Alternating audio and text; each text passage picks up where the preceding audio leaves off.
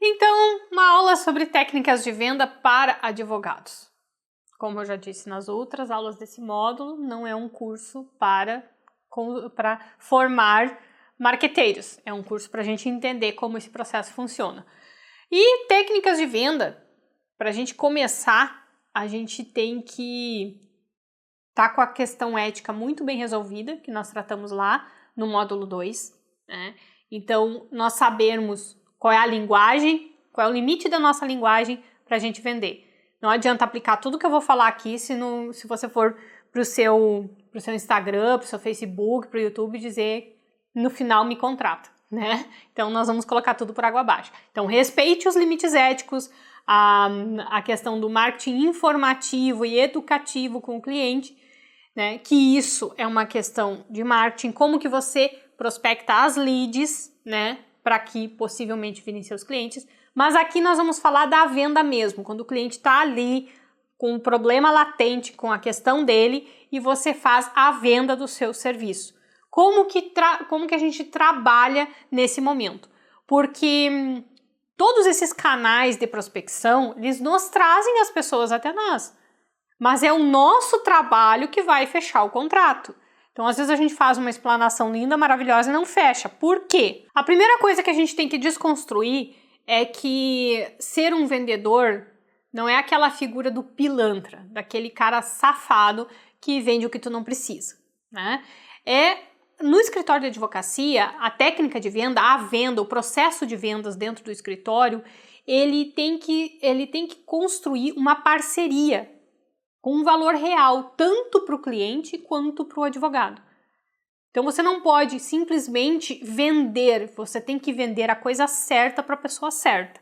Conduzir aquele potencial cliente numa jornada de conhecimento sobre ele próprio, sobre os problemas dele. Por quê? Porque você agrega aquele conhecimento técnico que ele não tem. Então ele tem uma questão na empresa dele. Agora, ele entender qual é a gravidade, qual é a urgência, quais são os reflexos daquilo dentro da empresa, é você que vai contar para ele, de uma forma factível, verdadeira, e que não leve ele a adquirir coisas que ele não precisa, ou que não leve ele a se preocupar demais com problemas que não são tão preocupantes, né? Eu gosto muito de acalmar os clientes. Olha, realmente, é uma questão, precisa ser resolvida com brevidade, mas tem solução. Então a gente acalma, fala da urgência, mas fala também que tem uma forma de resolver. Então, deixar o cliente nervoso não é uma boa técnica, tá? Porque depois, quando ele descobrir que não era tão grave assim o problema dele, ele não vai mais confiar em ti, né? Então, a gente tem que construir aquela informação, aquele conhecimento para ele, de uma forma que ele vai chegar na conclusão, poxa, e a pessoa que vai resolver isso para mim está aqui na minha frente. É nessa conclusão que ele precisa chegar para comprar de você, né? Então, os benefícios dos teus serviços, você fala do problema, da gravidade, da urgência e da solução que você pode ofertar. Poxa, então a solução está aqui na minha frente. Eu tô salvo, eu vou contratar contigo, vou pagar o que precisa ser pago, mas vamos resolver isso de uma vez. Mas toda essa construção desse conhecimento para o cliente, ele precisa ser sobre o aspecto, sobre a visão dele, né? É a percepção do cliente que você tem que entender. Como que o cliente vai perceber quando eu falar? E não qual é a tua percepção sobre as coisas. É a percepção dele. É aquilo que eu já falei em outras aulas. É se colocar efetivamente no lugar do cliente. Quem consegue se colocar efetivamente no lugar do cliente, consegue ver do ponto de vista dele, vai falar o que ele precisa ouvir para entender o que a gente quer passar para ele. E aí ele vai entender qual é a gravidade do problema, vai entender que você tem uma solução, vai entender que você vai entregar um valor e que isso tem um custo, né? Então essa jornada ela se torna muito mais fácil de administrar quando a gente se coloca na frente se coloca no lugar do cliente, né? E aí a gente pensa sempre que todo mundo tem que ganhar nessa relação. Não é você que vai ganhar honorários, ele vai ganhar muito mais do que dinheiro. Ele vai ganhar tranquilidade dentro da empresa, ele vai ganhar uma transparência na administração dele, ele vai ganhar uma fluência nas atividades dentro da empresa. ele vai ter tudo regulamentado. Se um funcionário descumprir aquilo ali, ele tem uma base legal para demitir aquele funcionário. Então, a estruturação de negócios, ela tem que entregar isso para o cliente. Ele tem que perceber isso no teu trabalho. E para isso acontecer dessa forma, você precisa se preparar para os atendimentos. Tá, gente? Não adianta a gente faz todo o modelo de negócio, faz todo o planejamento, tem muito subsídio para usar nesses atendimentos, mas a gente precisa se preparar. A gente precisa se conectar com aquela questão que você vai tratar. Senão, você vai em algum momento perder a conexão com o cliente. Então, e não se refere a você se preparar exclusivamente sobre direito empresarial. Sobre direito empresarial, isso aí é meio que presumido, né? Você se prepara ao longo da vida e você vai estudar o direito caso a caso também. Agora, você se preparar para entender a empresa, você se preparar para conhecer aquele cliente, né? E aí vão alguma sequência aí de algumas dicas de como fazer isso. Pesquisa sobre a empresa antes de falar com o cliente. Bom, se o gestor, se o diretor, se o sócio de determinada empresa quer marcar um horário contigo para conversar contigo, bom, você já sabe quem é a pessoa e você sabe quem é a empresa. Pesquisa, vai para o Google, vai para o YouTube, vai para o Instagram, vai para o Facebook. Entende como é que ele está? Ele nem aparece nas redes sociais, é uma informação. Também é uma informação. Então, pesquisa sobre a empresa.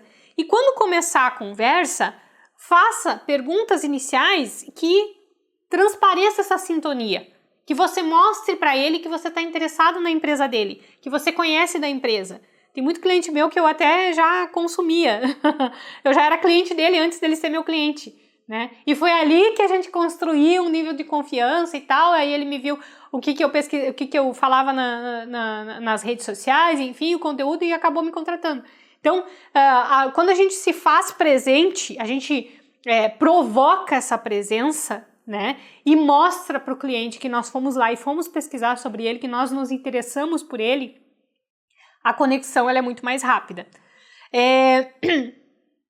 E aí você começa a formular perguntas que ele conte quais são as principais dores que ele tem dentro da empresa.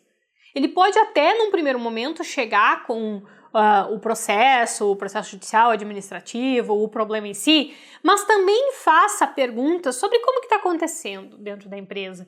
Provavelmente, se você conhece a empresa, se você já foi atendido lá, se você já frequentou, você conhece alguma coisa mais interna da empresa, você até já sabe quais são os setores ali que podem estar tendo algum problema, que você viu que não estão funcionando bem, que não estão atendendo bem.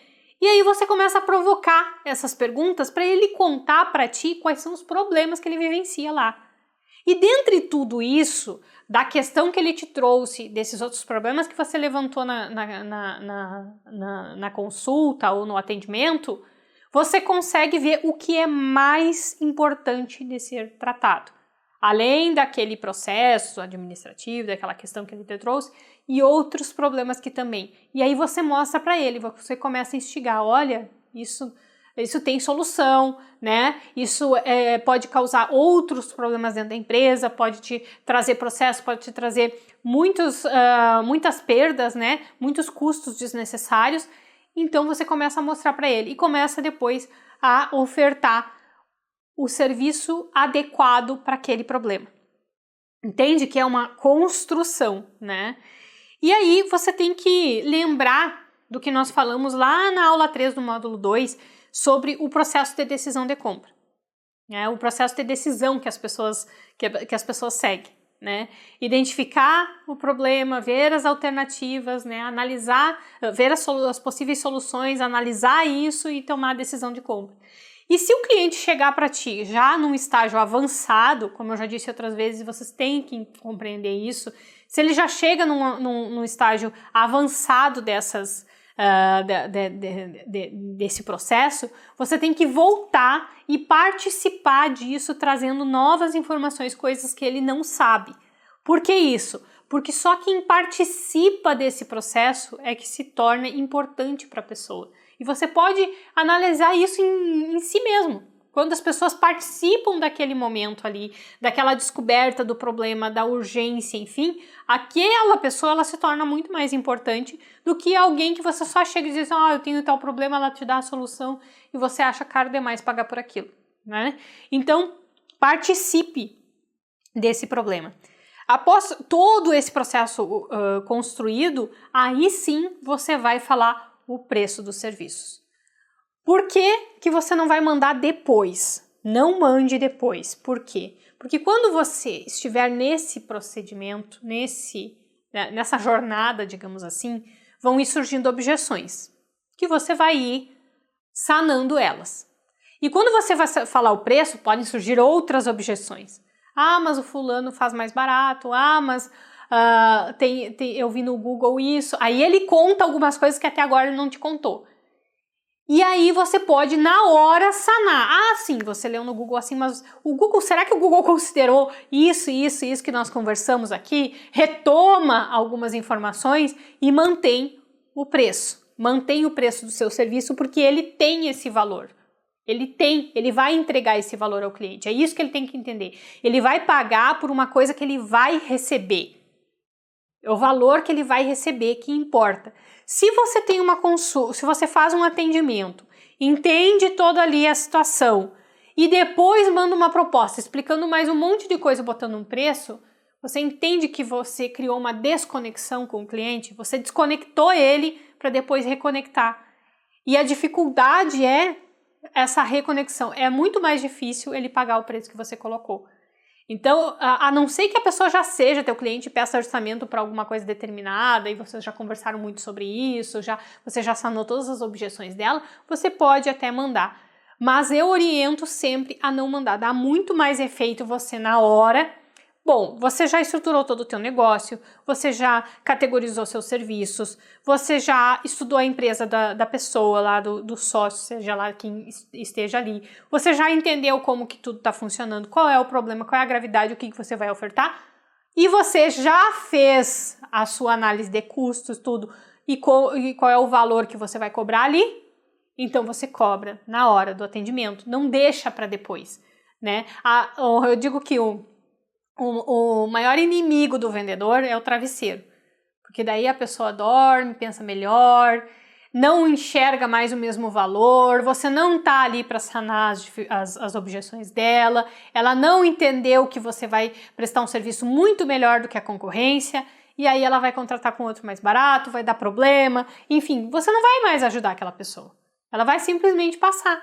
Então você tem que criar um roteiro para seguir baseado em questões, nos valores que você vai entregar, nos serviços que já estão estruturados, para na hora de apresentar para o cliente você ter toda a convicção do quanto o teu serviço vale e quanto você vai cobrar por ele. E esse é um roteiro muito básico, assim, eu não diria que seja básico de ser simples demais, é da onde nasce todos os outros. Então, dependendo da área que você atua, das habilidades que você tem, dependendo das estruturas que você já construiu ou que você vai construir, você vai adaptar ele. Mas, no modo geral, quando a gente fala sobre vendas na advocacia, essa seria a estrutura fundamental, digamos assim. Depois você constrói outras, né?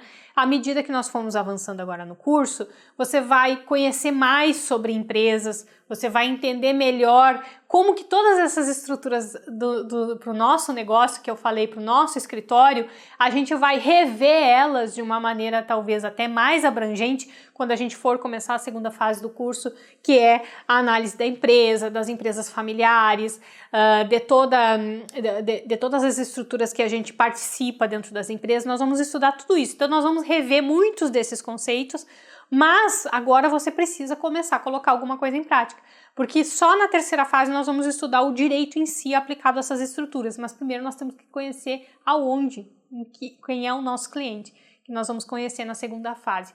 Então, construa essas ideias, monte seu plano de negócios, esquematize as tuas técnicas de venda, coloque em prática, mesmo que seja meio torto, meio capenga, meio faltando, né? Não seguindo todo o roteiro bem bonitinho, né? Mesmo ainda não tendo tantos serviços para ofertar, mas comece. Porque quando a gente chegar lá, você vai ver que vai ficar muito mais fácil, porque daí nós só vamos agregando material para colocar isso em prática, uma coisa que você já está fazendo. Ela vai ficar muito mais fácil. Então, até o próximo módulo.